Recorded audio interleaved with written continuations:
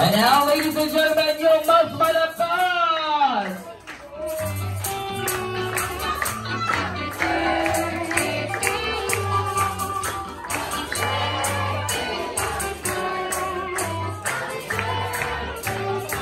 And now, let's go shout happy birthday, Toby!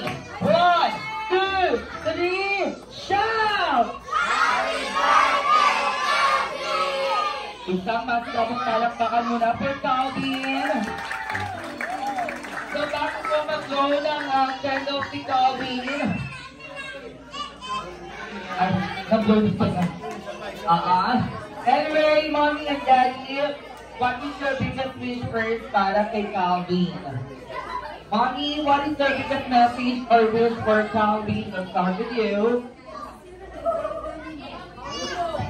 Good health po at saka mag-aral mabuti sa school.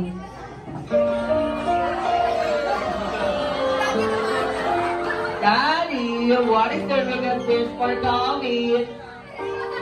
Dad, wish na basta study hard. Iiyak na yan! Iiyak na yan! Try to do that, tapos just be a good boy always. Follow natin ha? Okay, stay sweet. Hindi ka pa big boy, ha? Baby ka pa, baby pa rin. Okay, hindi na daw. Hindi na daw. Stop. From ate naman, ate.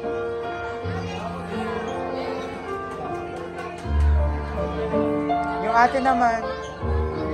Hello. First off, happy birthday. First off, happy birthday. I hope that you study hard always, like you and your ate. And no matter what happens, you always be my little brother. Okay, happy birthday to my baby brother.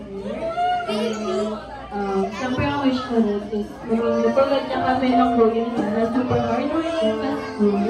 And gawin niya ang motivation ng family. And always be a good boy and a sweet boy for the family. I love you, baby. Hello! Okay, now, please, Calvin, close your eyes and also make a wish. On the count of 3, you may outblow your candle.